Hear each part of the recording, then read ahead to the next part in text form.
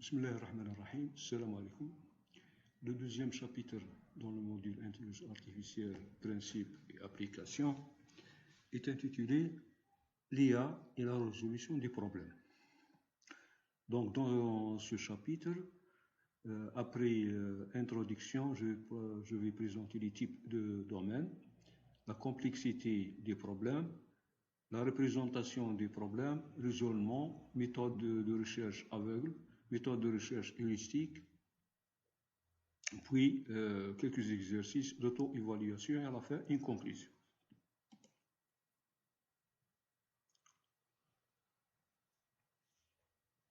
Donc, la résolution de problèmes, c'est le processus qui consiste à sélectionner et ordonnancer des actions élémentaires. Donc, en séquence, afin d'atteindre le but donné ou demandé, en respectant certaines contraintes d'un environnement donné.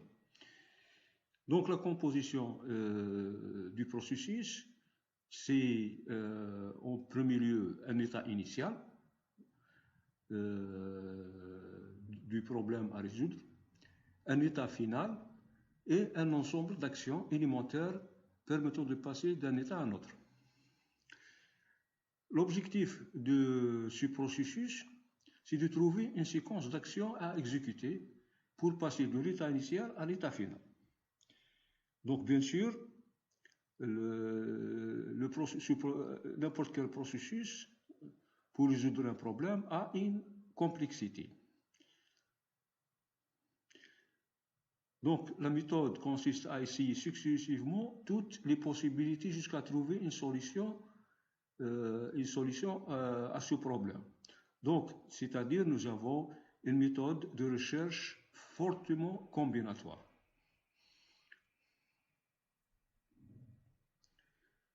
L'apport de l'IA, de l'intelligence artificielle, pour de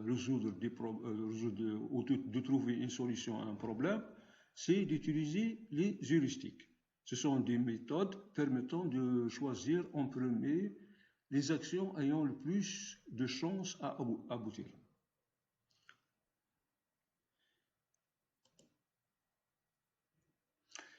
Donc, il existe plusieurs domaines qui nécessitent des solutions. Donc, par exemple, ou qui nécessitent aussi l'utilisation de l'intelligence artificielle par les méthodes heuristiques. Nous trouvons la démonstration de théorèmes, c'est-à-dire les démonstrations de théorèmes, en utilisant un système de démonstration de théorème ou un démonstrateur. Le jeu de stratégie, on le trouve dans le jeu d'échecs. La planification, le problème de la planification, on le trouve dans le domaine de la robotique, l'allocation de ressources, l'emploi du temps, et etc. Nous avons ici un exemple, c'est planification de chaîne de production. Un autre exemple, c'est le voyageur de commerce. Donc, un voyageur de commerce partant d'une ville veut se rendre successivement dans un certain nombre de villes sans repasser deux fois dans la même ville et en revenant finalement à la ville de départ. Voilà, comme paramètre, nous avons la distance, les distances entre les villes et nous voulons trouver le trajet qu'il doit effectuer le voyageur de commerce de façon à minimiser la distance parcourue. Donc c'est un vrai problème de l'explosion combinatoire. Bien sûr, chaque processus de solution d'un problème utilise des algorithmes qui ont des complexités, soit complexité en temps, c'est pour mesurer le temps d'exécution, soit une complexité en espace de mémoire, c'est-à-dire la mémoire exigée pour stocker des données intermédiaires. Donc la complexité en temps d'un algorithme est le nombre d'espaces, c'est le nombre d'étapes de calcul qu'il nécessite. Et sa complexité en espace est la taille de mémoire nécessaire pour stocker des données. Donc, l'ordre de grandeur du nombre d'opérations, noté O, est utilisé pour exprimer la complexité. C'est une fonction. C'est l'ordre, une fonction qui dépend de n. N, c'est le nombre ou la taille des données. Donc, les classes de complexité d'algorithmes, on ne pouvons trouver la complexité logarithmique qui a cette expression. Par exemple, nous avons la recherche dichotomique dans un tableau trié qui a un élément. Complexité linéaire, donc ON, c'est une recherche par exemple du minimum d'une liste de un élément, ou calcul du produit scalaire de deux vecteurs de un élément. La complexité polynomiale a cette expression, dont K est une constante strictement supérieure à 1, et n, c'est le nombre d'éléments. Par exemple, multiplication de deux matrices carrées d'ordre n, sa complexité est exprimée par cette expression, c'est l'ordre n à la puissance 3. La complexité exponentielle a cette expression. Donc A est une constante supérieure à 1 et n, c'est le nombre d'éléments.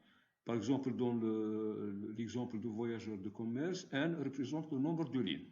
Et A est une constante strictement supérieure à 1. Voilà, donc on peut classer les problèmes en trois classes de complexité.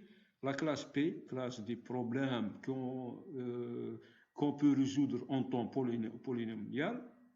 La classe E, classe des problèmes qu'on peut résoudre en temps exponentiel. Et NP, classe des problèmes qu'on peut résoudre en complexité polynomiale qui sont non déterministes.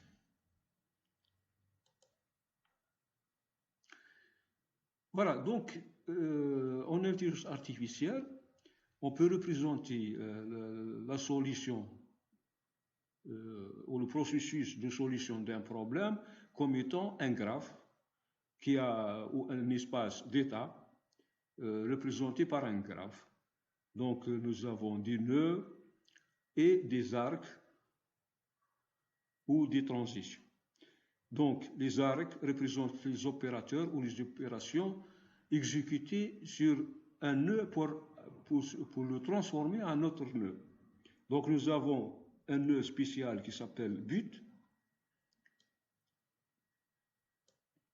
Voilà, donc, et nous pouvons représenter le processus de solution d'un problème comme étant un graphe IO. C'est-à-dire, on va décomposer le processus ou notre problème en sous-problème ou en sous-processus. Et chaque sous-processus sera considéré comme une branche dans notre graphe. Les branches peuvent être connectées comme étant connectées par des I ou par des OU. Donc deux branches peuvent être, c'est-à-dire j'ai un nœud, je peux le décomposer en deux sous-graphes, c'est-à-dire pour trouver une solution à ce nœud, je dois avoir ou je dois déterminer la solution des sous-branches de ce nœud et on va le considérer comme un nœud I.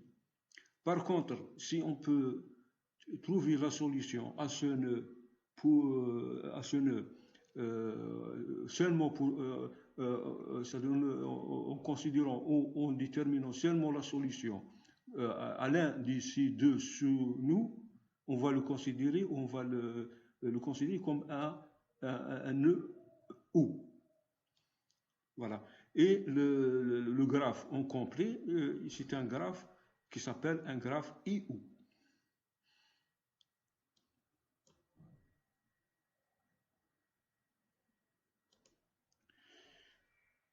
Donc, bien sûr, dans l'intelligence artificielle, on fait recours toujours au raisonnement. Donc, ça, c'est les caractéristiques de raisonnement ou d'un système de raisonnement. Donc le système doit-il trouver une solution à partir de ce qu'il connaît du problème? On peut, ou peut-il y avoir une interaction avec l'utilisateur? C'est-à-dire, est-ce qu'il doit faire recours à l'utilisation c'est-à-dire est-ce qu'il doit faire recours à des interactions avec l'utilisateur pour continuer c'est-à-dire son raisonnement? Faut-il se contenter d'une solution sous-optimale, mais plus facilement et rapidement accessible? Peut-on annuler une action décidée au cours de la réflexion une fois qu'elle a été exécutée? Donc tout ça, ce sont des caractéristiques, on peut les lire, les caractéristiques d'un système de raisonnement. Donc il existe deux méthodes de recherche, utilisées dans les systèmes de raisonnement. Les méthodes aveugles, énumération exhaustive de tous les états de l'espace de recherche. Donc nous avons plusieurs algorithmes. L'algorithme de recherche en profondeur, en largeur, en profondeur limitée ou en approfondissement itératif. La deuxième méthode de recherche, c'est les méthodes qui sont utilisées dans le domaine de l'intelligence artificielle, ce sont les méthodes heuristiques. Donc ici, on construit des chemins minimaux dans l'exploration de l'espace de recherche basé sur des critères et des principes ou des méthodes permettant de faire les choix les plus efficaces pour atteindre le but fixé. Donc ici, bien sûr, on utilise ce qu'on appelle des fonctions heuristiques qui seront évaluées durant la recherche de la solution. Donc il y a deux algorithmes, deux types d'algorithmes, recherche en profondeur ordonnée ou recherche de meilleur d'abord. Et nous avons ce qu'on appelle les critères d'évaluation des méthodes de recherche. Donc la complexité est mesurée selon les trois critères.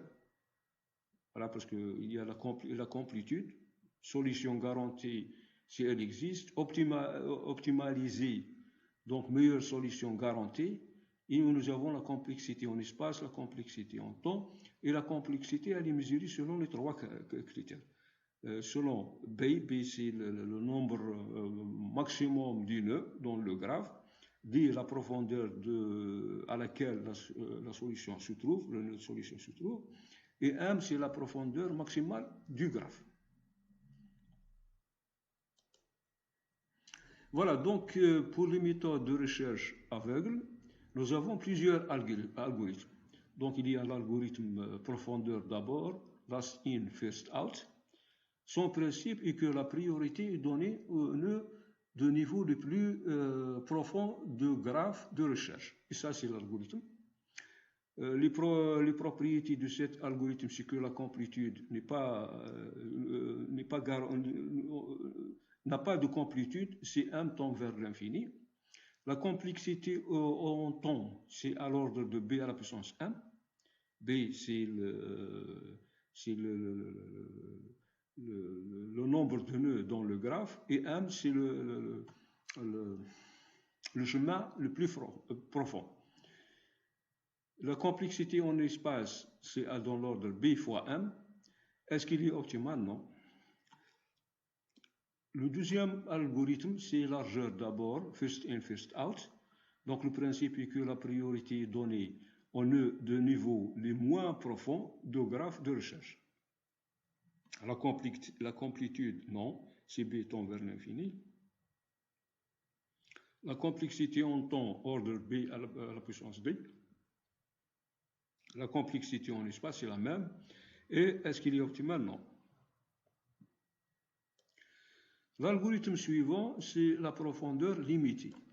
Donc ici, donc la profondeur d'abord avec une limite de profondeur d'exploration.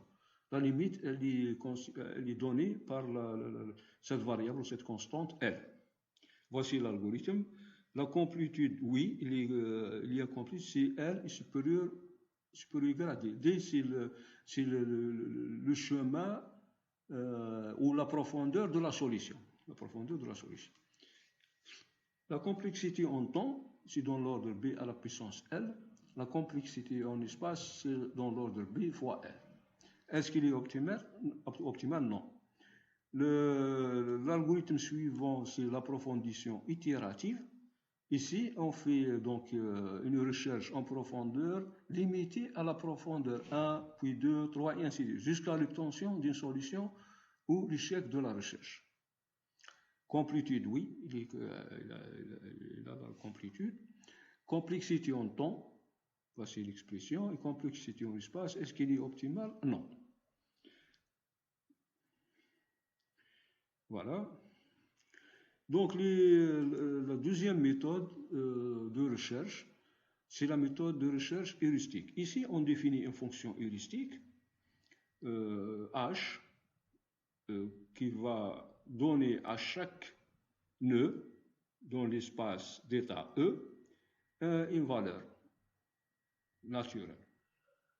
Donc, HE est généralement une estimation de rapport coût-bénéfice qu'il y a à étendre le chemin courant en passant par E.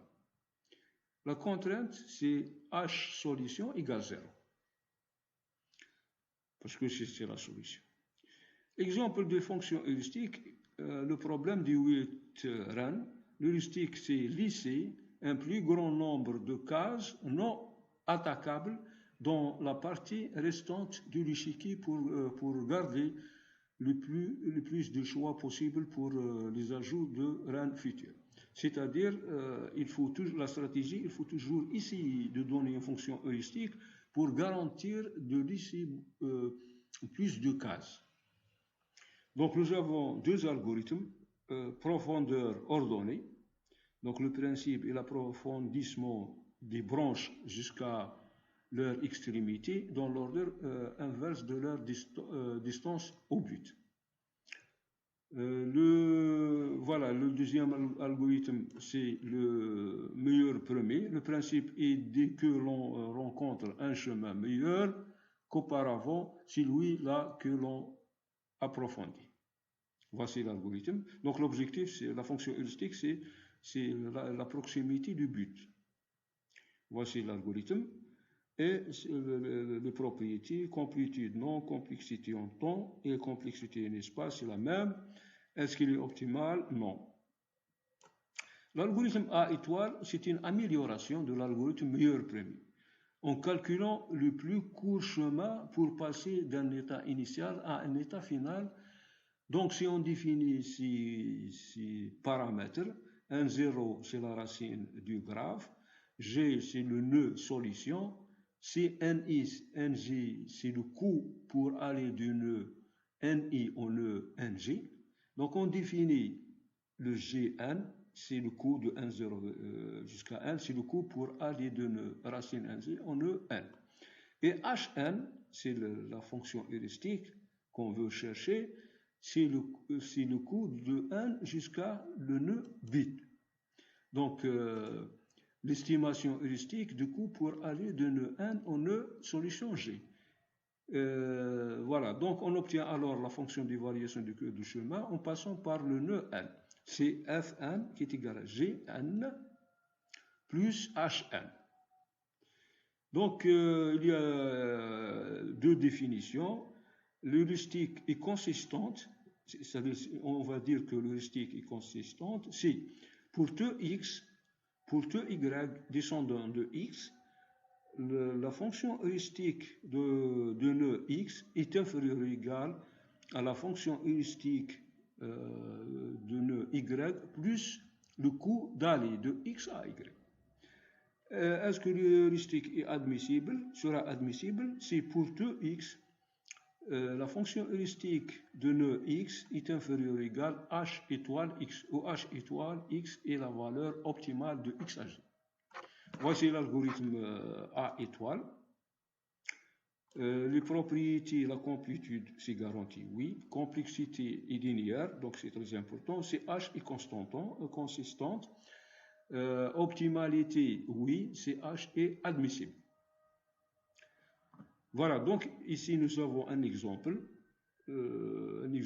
pour différencier ou comparer les méthodes aveugles et la méthode de recherche heuristique. Donc l'exemple, c'est le taquin à 8 tuiles. Donc le taquin est un casse-tête formé de tuiles numérotées de 1 à 8 que l'on peut déplacer dans une grille de 3 x 3 comportant une case vide. Donc 3 x 3 c'est 9, moins 8 égale 1. Donc partons d'une situation initiale où les tuiles sont en désordre. Le but du jeu est de les replacer en cercle dans l'ordre suivant, 1, 2, 3 jusqu'à 8. Donc il y a les opérations pour passer d'un état à un état. H, déplacer la tuile de haut dans la case vide. G, déplacer la tuile à gauche. D, déplacer la tuile à droite. Et B, déplacer la tuile du bas. Voilà.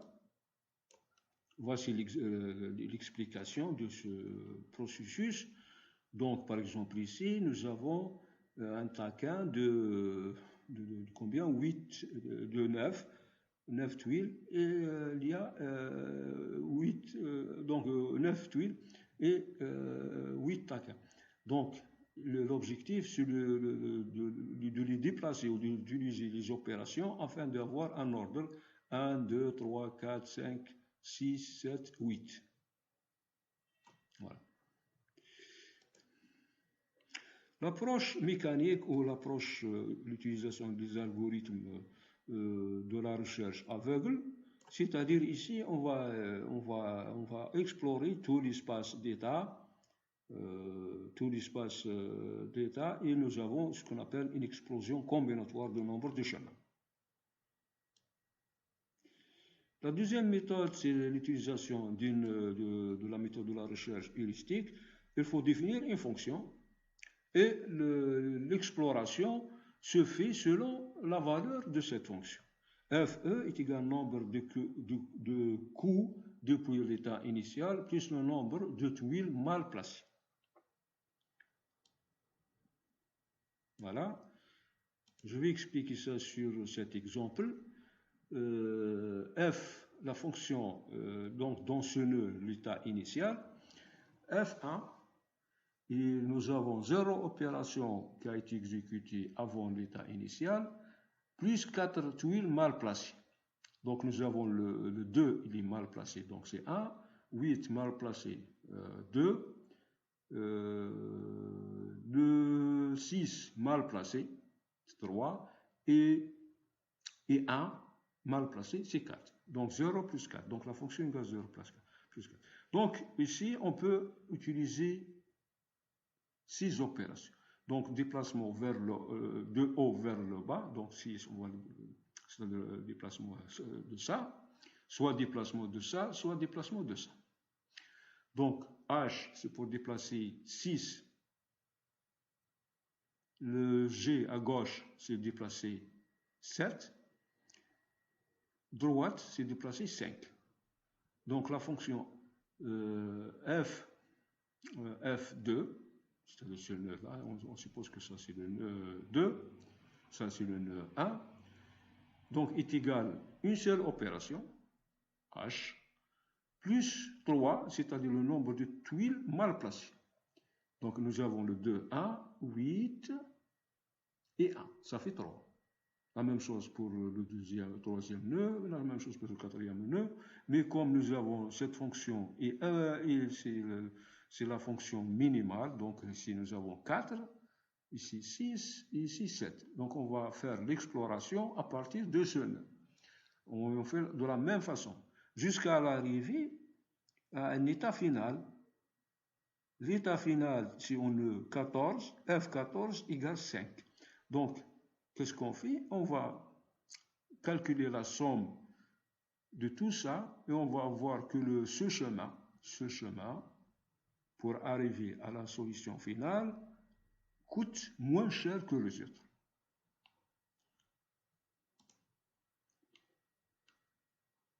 Voilà, donc vous avez quelques exercices à faire pour l'auto-évaluation. Et comme conclusion, on va dire que ce deuxième chapitre a présenté un aperçu sur l'apport de l'IA pour la résolution des problèmes. Donc, merci pour votre attention. Et si vous voulez suivre le troisième chapitre, allez à la section du chapitre 3 et cliquez sur l'icône vidéo. Et merci.